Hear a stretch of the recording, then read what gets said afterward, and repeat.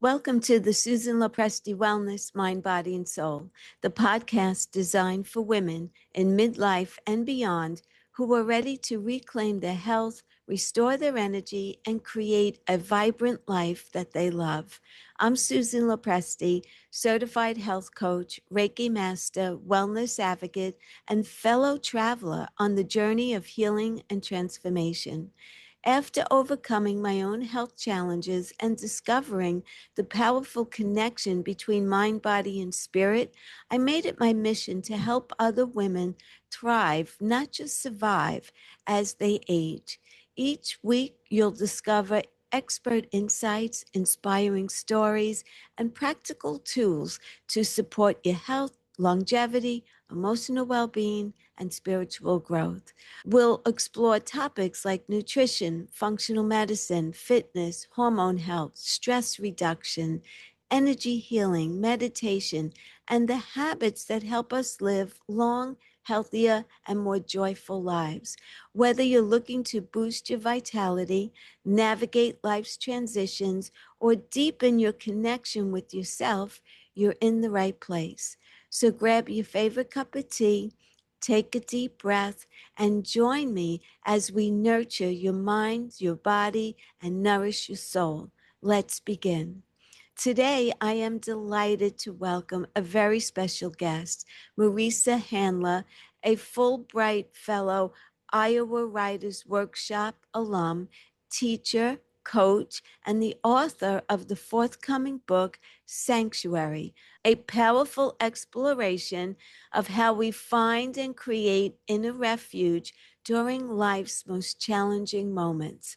In a world that often feels overwhelming and uncertain, Marisa brings a unique blend of poetic insight, spiritual wisdom, and practical tools to help us navigate change, reconnect with our creative voice, and cultivate resilience from the inside out. During our conversation, we'll explore topics such as finding sanctuary in the midst of life's storms, embracing creativity as a birthright, transforming obstacles into opportunities for growth, and discovering how even times of crisis can become powerful messages of personal and spiritual transformation. Whether you've been feeling overwhelmed by world events, disconnected from your creativity, or simply seeking a deeper sense of peace and purpose, this conversation is filled with inspiration and wisdom you won't want to miss. Marisa, welcome to the podcast. I'm so excited to have you here. I've been looking forward to this conversation with you. Thank you, Susan. It's a pleasure to be here. You're welcome. I have so many questions, but I'd like to start by you sharing a bit of your personal journey and what led you to explore the concept of sanctuary. Until I was a month shy of 12, I lived in South Africa, in apartheid South Africa, before my family left. We left at the end of 88, and at the time we left, it looked like nothing would change, and the country was heading towards civil war. So I grew up in a culture that was heavily segregated and just about every level wrong, deeply wrong.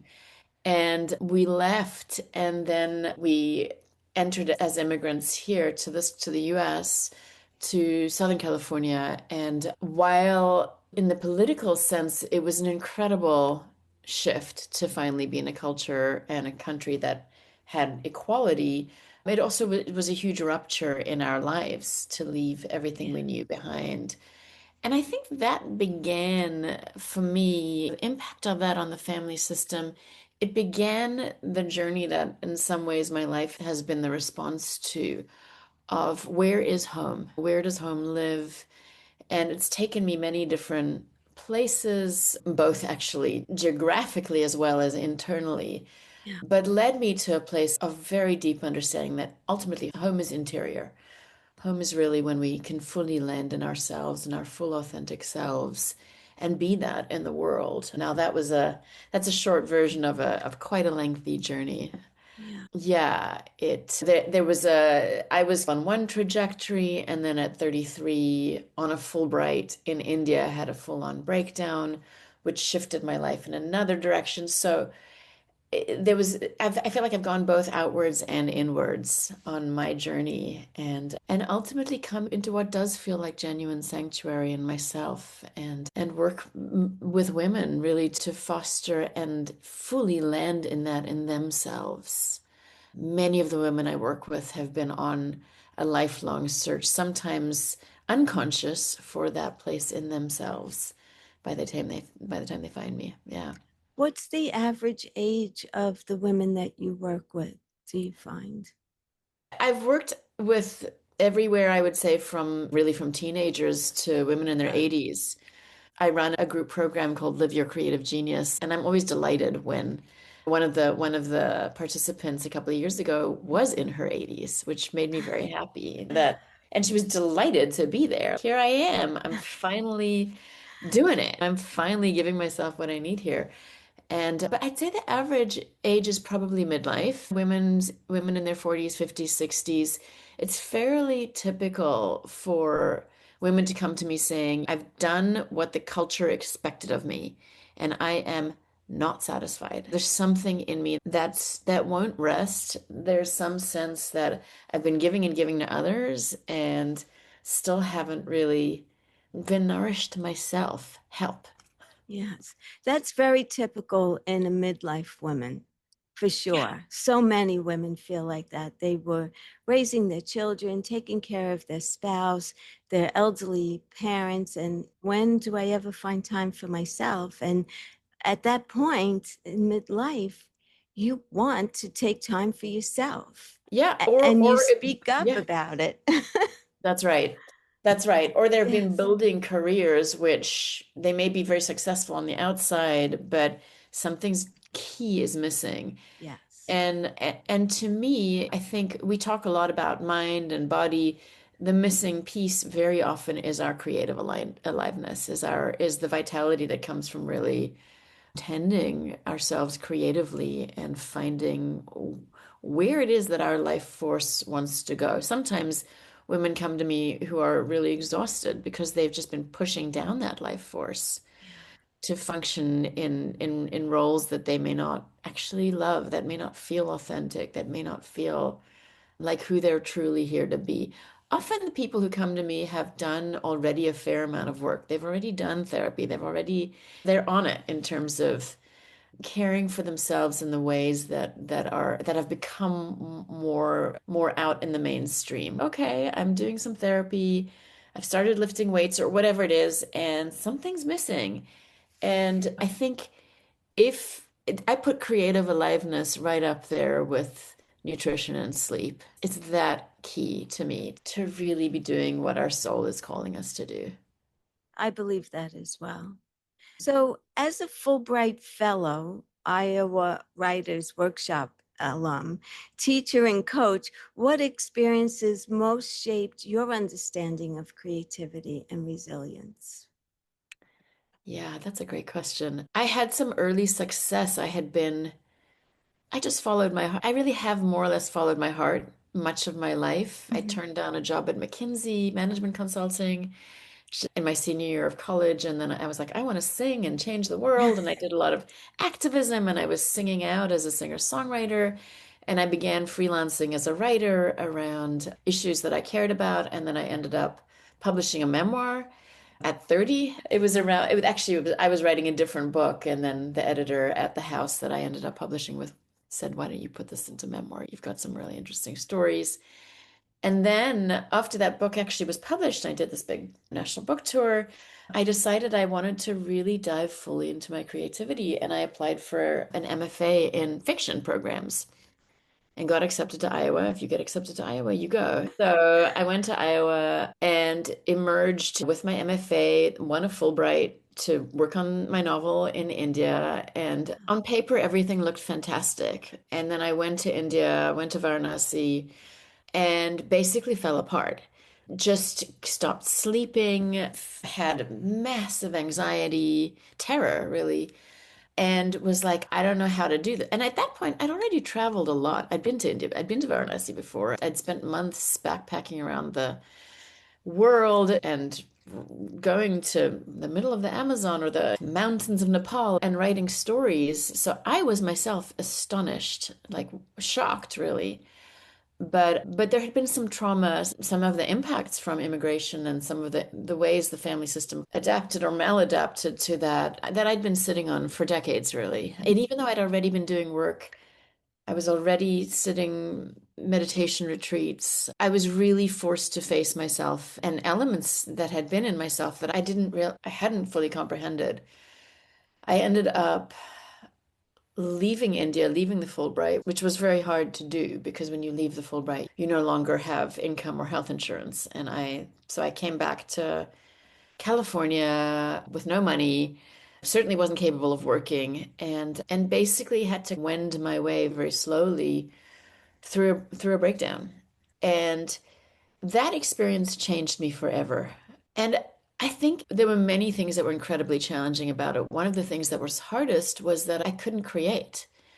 I've always been very creative. I've written since I was young. I'd been singing out and recording as a songwriter since I was about 20, and all of a sudden there was nothing. And all of my education hadn't prepared me for that. I'd learned to produce.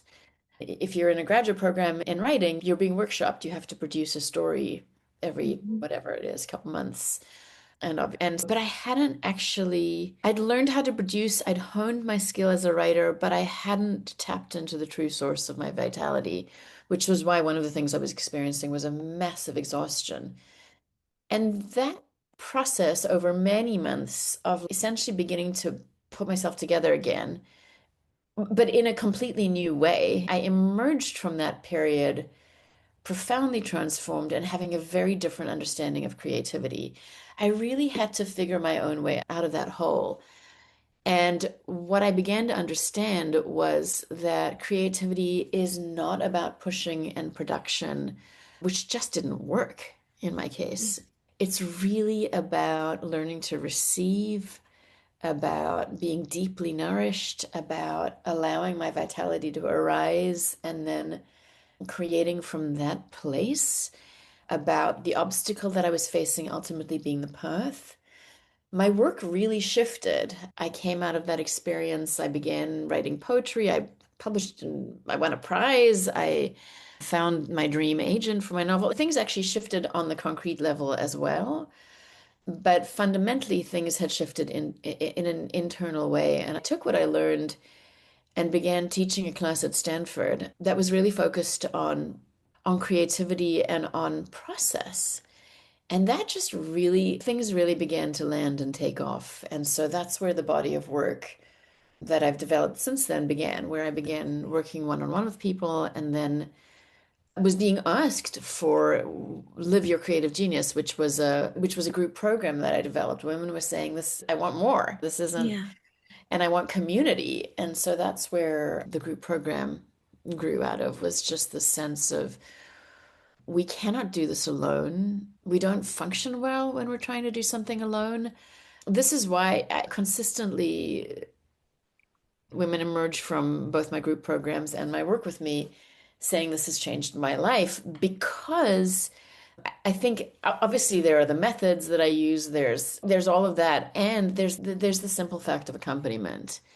Yeah. The wounds that shut us down, particularly around our creativity, which is on some level very much our life force, are usually very deep, they're very old, and they're relational. The parent who said, what? You can't just be who you want to be. You need to be a nice girl.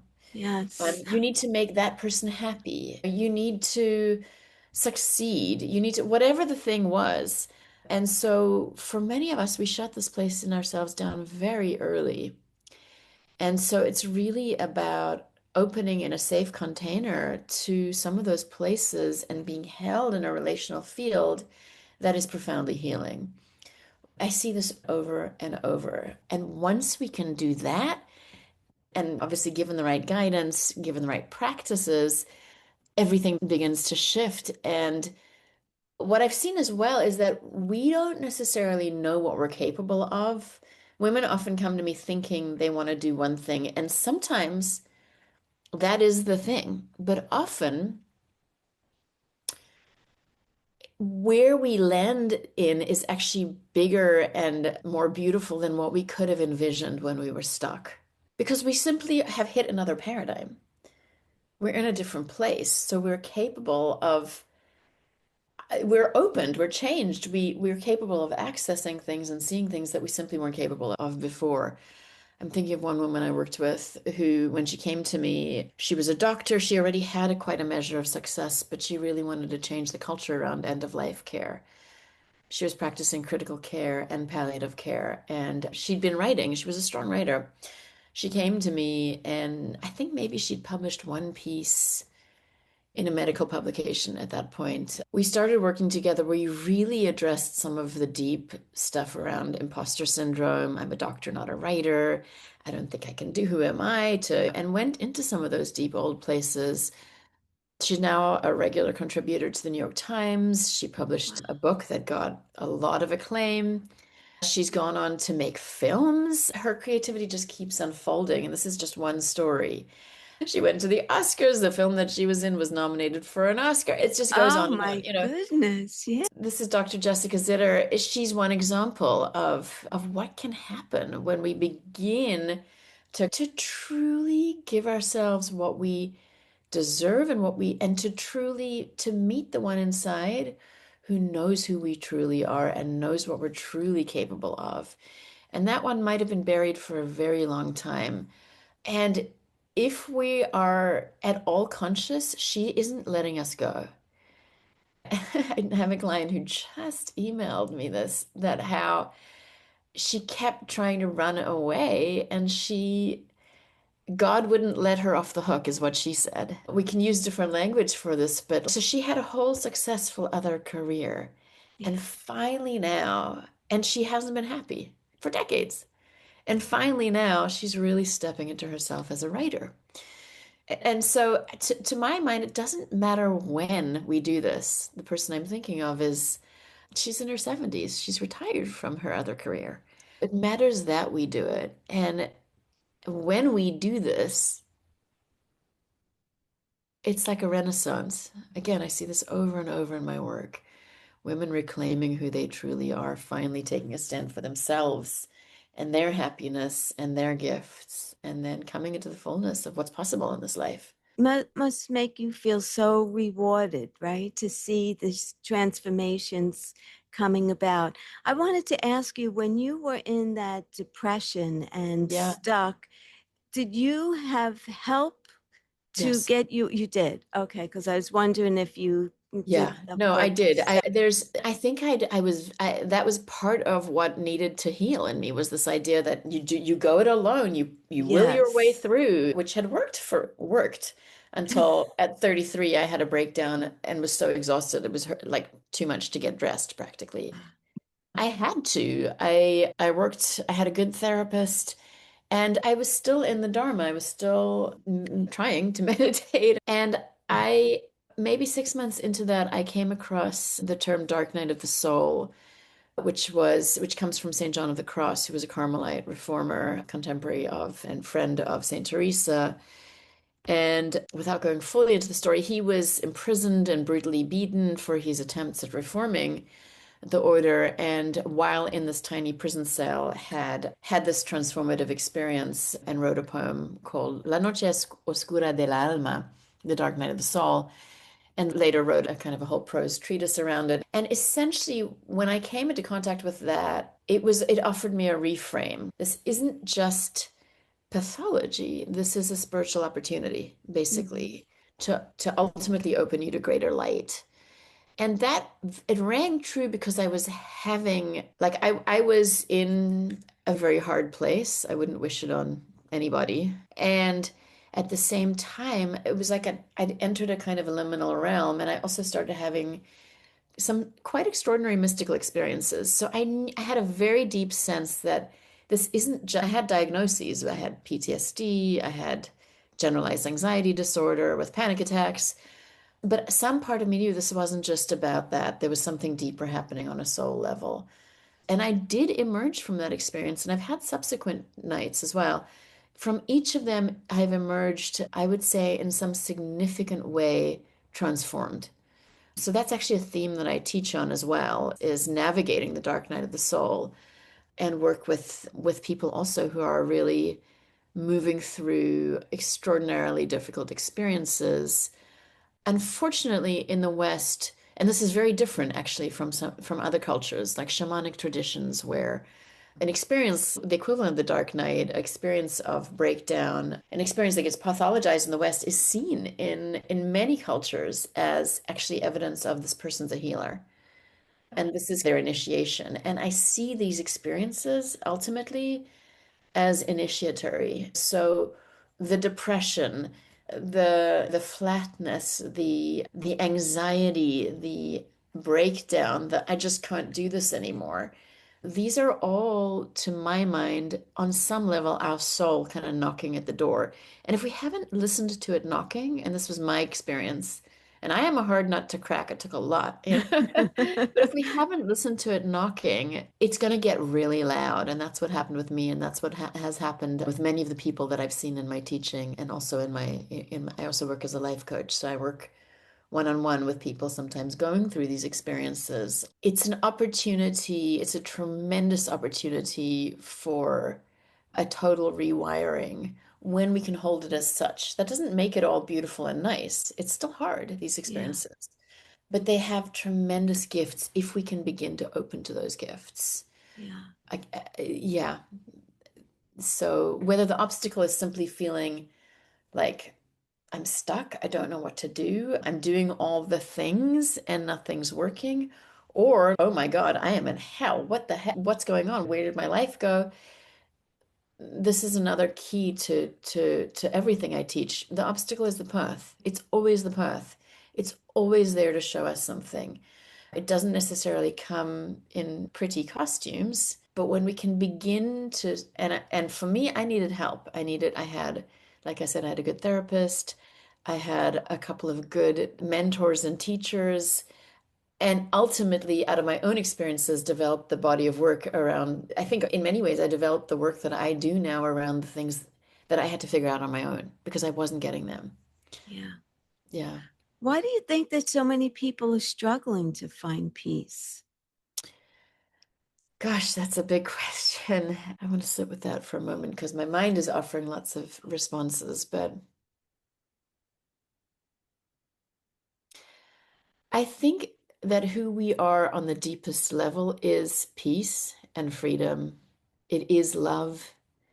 It is joy. There are these different facets of our essential nature, and they are who we are. And in order to truly realize that, we need to reckon with everything that stands in their way. So these are the things that come up ultimately as signposts, really. When fear comes up, I see it as a sentinel at the gate of who we are becoming. When rage comes up, I see that also as a kind of a guardian of our genuine strength and power and our clean understanding of boundaries and needs. When grief comes up, these are these old places that feel abandoned or neglected or like we don't belong. And when we can truly open to that, it leads us into genuine belonging without any question and genuine worth.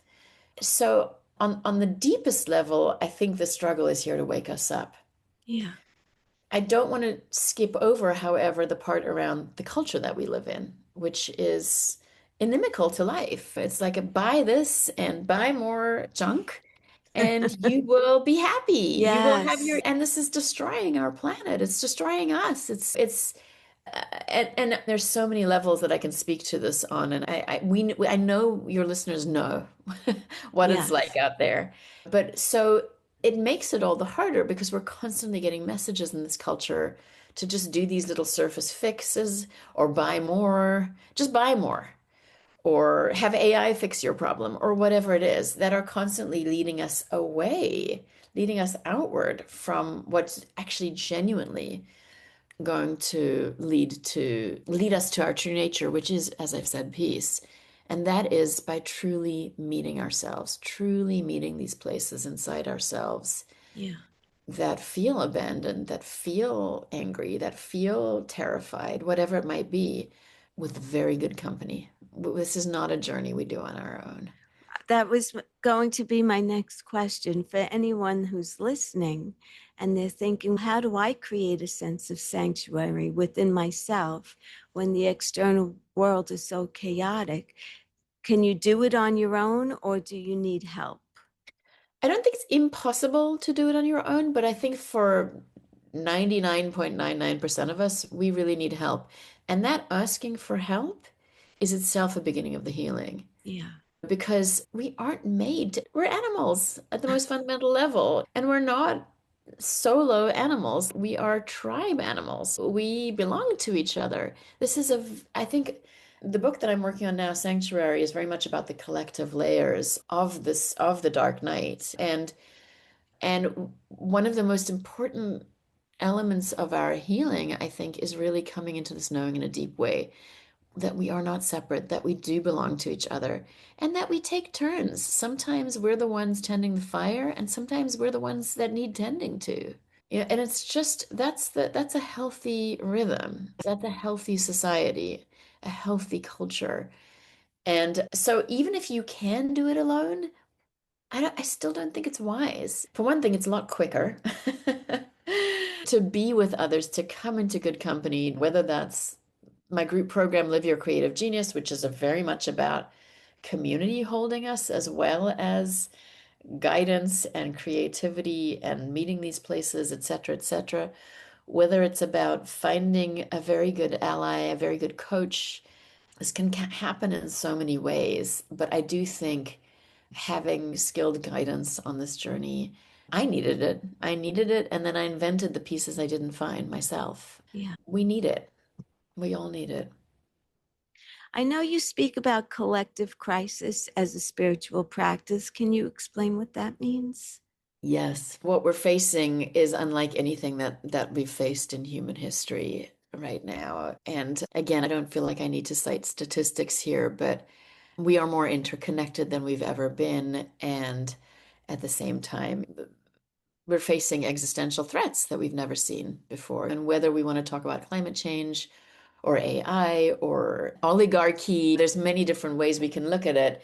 We're facing some very huge things. And what I'm seeing in my work is that a lot of people are starting to break down and our systems are breaking down. The things that we've relied on, and in this country, democracy. Just okay, there's been issues, but it's basically been a healthy functioning democracy. Is that the case anymore? I don't know. There's certainly a lot of markers of fascism, and we'll see. We'll see. But so we're facing the breakdown of our systems, and for many of us, we are feeling challenged in ways that we haven't. And I do believe that there is ultimately no separation between what's happening on the collective and what happens. There is a separation in terms of what's experiential, but there's a deep connection between what we're facing individually and what we're facing, excuse me, collectively. Yes. And I see these times as a tremendous spiritual opportunity, ultimately, an opportunity for our collective upleveling and awakening. If we can use what we're seeing as fuel for our practice, if we work with it wisely, all the feelings that come up around, it's really hard tracking the news these days. I try not to. Yeah, yeah. And I think that's wise to have to what's our, how do we to titrate? Like how do we figure out how okay, either for some of us that's like I just need to completely take a huge break for a very long time. For Yeah. others it's okay, how do we figure out how to stay in touch to some extent, but also really wisely tending to ourselves and to each other. And that's where I think again we get to these crises can wake us up to who we actually truly are, individually and together. And I'm thinking of Rebecca Solnit's book, A Paradise Built in Hell, where she actually looks at communities that were affected by major disasters, everything from the 1906 earthquake to Katrina to I think she has six, yeah, she examines six different examples of disaster and how in the wake of these crises where everything, literally things fell apart, there were no systems to tend to, people developed their own systems of care. And it's really interesting, felt more alive, felt more connected. This is what's possible. Now, I'm not saying we want everything to fall apart, but what I'm saying is that we have often forgotten in this culture who we really are and that we belong to each other in the ways that we do. And we're seeing this already. I'm thinking of there's a movement, singing resistance, that has sprung up in this country where hundreds of thousands of people are going to ICE headquarters or places where immigrants are getting picked up or whatever, and they're singing.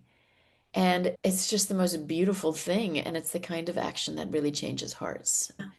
So we're seeing some Yes. very beautiful things already springing up in the collective. And ultimately, I do think we're entering a collective dark night of the soul, or maybe we're already deep in it, and that it has the potential to wake us up collectively in the way that possibly nothing in all of human history has. Yeah. Yeah. I This is remind, this is a time of miracles. It really is. yeah. Yeah. Yeah, When you were saying about people helping people, it reminded me when 9/11 happened, because that's I it. was in the city that morning. Oh, And wow. usually everyone is running and pushing and shoving and whatever. And that was the first time that I really saw collectively in Manhattan the acts of kindness, people helping other people that they didn't know. And I thought about it that moment. And I was like, wow, it takes a disaster for someone to be nice to somebody else. But yeah, so that brought that. And I think this is what Rebecca Solnit writes about. What a disaster does is it strips away our masks and we can see Yes. who we really are. People are, I truly believe this, that there may be a lot of trauma covering it up, but people are fundamentally good. And we forget this because we're in this culture that's based on alienation and fragmentation. Survival of the fittest. You do it alone. Yes. One person wins and the others lose, etc., etc. But we forget who we are to each other. And so I don't think it's that. I think it's that what disaster does is it upends, it upheaves, upends things to such an extent that we forget our masks and we can be who we truly long to be. That's why in these studies, as Solnit writes, people actually feel, even though there's disaster and crisis, even though there's emergencies happening all around them, they feel more connected. They feel happier. Yeah. It speaks to the sickness of the collective culture. And I think it also speaks to the opportunity on offer here. Yeah. For sure. What role does surrender play in navigating life's uncertainties? Oh my goodness. What a wonderful question. It's huge. It's huge. I learned this in my first dark night because like I said, I'm a hard nut to crack. I fought and I fought, and I just kept trying to do it the old way, and I just kept collapsing into exhaustion again until finally, and again, I had some very powerful dreams. I had some very powerful openings where I began to understand that actually possibly something bigger was going on than I was thinking in during the most of the day in my kind of figuring out, planning, preparing mind. And I began to let go and surrender. And that's when things began to change. I want to be clear. So, surrender to my mind is huge, which is why I say probably many of the women listening are women who have pushed their way through, who have made things happen, who have achieved things, who have like pretty remarkable in terms of what they've accomplished with their will. But when it comes to genuine, deep change in our beings, both whether this is personal transformation and also really stepping into our creativity, our vitality, our life force, our genius, it's very much about surrender and receiving. This is, for many of us, this is a steep learning curve. But it's profoundly nourishing when we can begin to see that actually this is not about pushing, this is about letting go. It's about Yeah. letting our well get filled. It's about nourishing ourselves and surrendering. Surrender, I want to be clear, is not about not having agency. We tend to think, well, the tendency is it's control. I control things, I manage things, which is an illusion to begin with. And then you walk across the road and something, whatever, like along comes a bus or thing, we're not in control. No. But we do have agency. This is an important distinction, I think, that things happen to us. Did I choose to have a total breakdown? No. But at some point, I began to surrender and to understand that I had agency in terms of how I responded to it, that I could begin to allow it to teach me things that actually really fundamentally changed who I was and Yeah. changed what I was here to do and give and opened me profoundly. Surrender is huge. It's not capitulation. It's actually wisdom, the way I see it. And within surrender, we begin to discover genuine agency, which is not control, but is choice. And to my mind, we begin to become co-creators. This is key. We aren't doing it on our own. We begin to open to something deeper that's actually holding and carrying us. You can call this different things. You can call it God. You can call it spirit. You can call it source. You can call it the mystery, the muse. But there is something that we are, if we let it, in co-creation with around our lives. We see this anyway, I think, whether it's falling in love or synchronicity or just the way that the mystery shows up in our lives when we let it. Yes. So surrender is huge, and it's not capitulation. It's a choice. It's a choice to let go and tap into something deeper, our deeper nature, which is the things that I spoke to earlier, which is love and peace and joy and freedom. And to get there, we're going to need to face and to work with everything that stands in their way. Yes. So many of my listeners are women and they're in midlife and beyonds, actually, probably in their 60s and 70s. And these women who are reinventing themselves, what Yes. wisdom would you offer them? Oh, I love that question.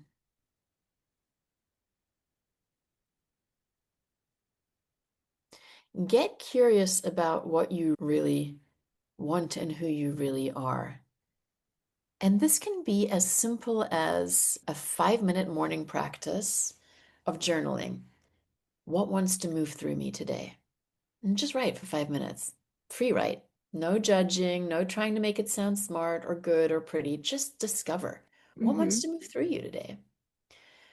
And to begin to get curious about who you actually are and what actually wants to happen. I believe our greatest genius and our authentic selves are not separate. The gifts that only we can bring, this is the mystery. It's like, it's completely distinct. Each human brings their own distinct gift, and we can't do it alone. So, whether it's live your creative genius, whether it's forming a little community, start with something as small as a 5-minute journaling practice. Get curious. There's something inside you that has been knocking. Your creativity is just your creative energy, your life force. It's up there with what you eat. So key. And be as real as possible. Take the leap. Say the thing that you've been wanting to say and you haven't dared. Go for the thing. If not now, when? Yeah, it's there.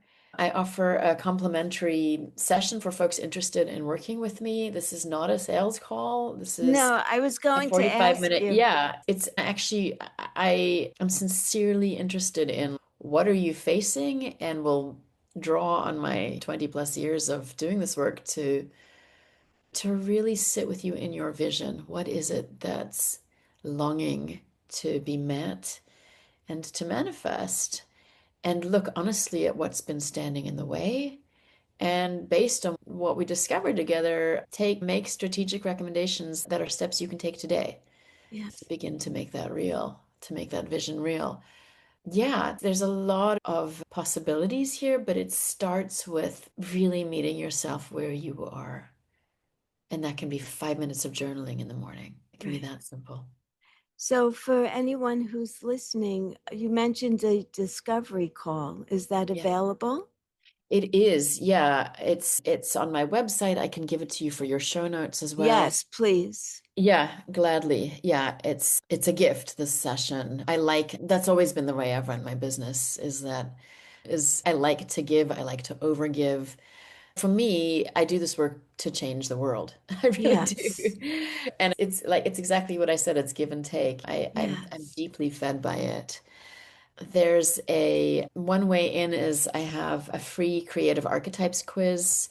It's about a 10-minute quiz. You can take it and see what your archetype is creatively. It actually gives pretty helpful insights and it can be surprising. This is how creatively I manifest in the world and how This to is who I am. this is I don't know if a quiz can fully answer that, but it can give you some clues. Absolutely. That's wonderful. When is your book going to be published?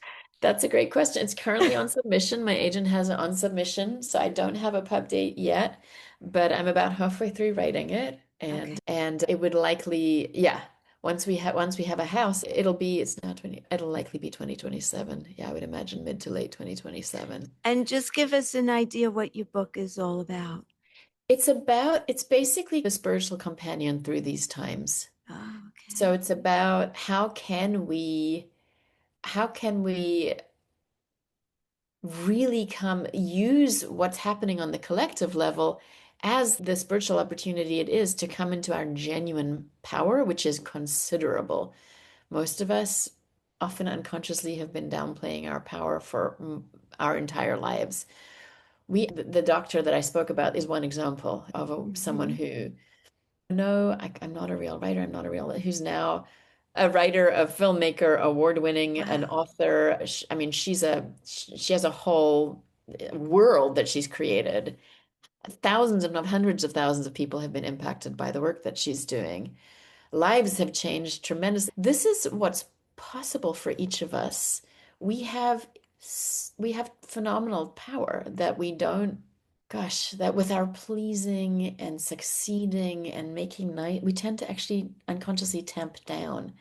So Yes. sanctuary is really about actually stepping into that power and Abs- stepping into our freedom and stepping into our joy and changing ourselves as we change the world and vice versa. This is how it's going to happen. It's not going to happen by the policy change, that it's going to happen when we shift consciousness, as we shift. It's happening already. I see it happening Yes. already. And yeah, this book is a nudge of encouragement in that direction, or strong nudge, I would say. Yeah.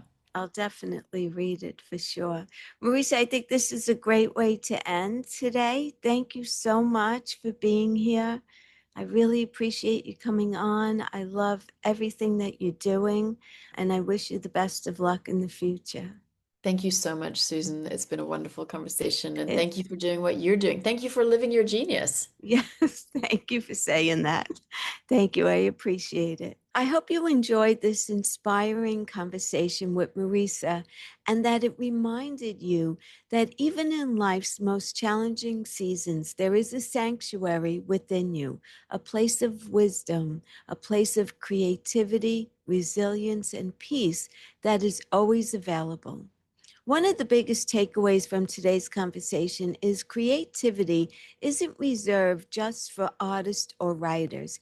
It is our birthright that we all share, whether through journaling, gardening, cooking, painting, movement, or simply approaching life with curiosity, creativity can with cur- whether you're journaling, gardening, cooking, painting, movement, or simply approaching life with curiosity, creativity can become a powerful pathway to healing, self discovery, and transformation. If you've been feeling overwhelmed, disconnected, or uncertain about your next chapter, I encourage you to take a few moments each day to reconnect with yourself, listen to your inner voice, and create space for what wants to emerge. Sometimes the greatest growth comes not from pushing harder, but from creating a sanctuary where we can truly hear ourselves. If you enjoyed this episode, please subscribe, leave a review, and share it with a friend who may need this message today. Your support helps us reach more women who are seeking greater health, vitality, purpose, and peace in their lives.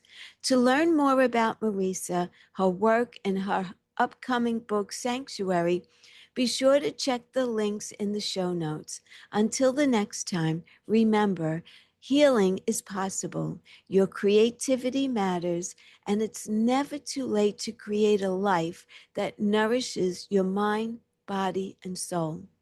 I'm Susan LoPresti, and this is the Susan LoPresti Wellness Mind, Body, and Soul podcast. Take good care of yourself, and I'll see you next Tuesday, 9 a.m. Eastern Standard Time, for another inspiring conversation. Be well, be vibrant, and keep shining your light.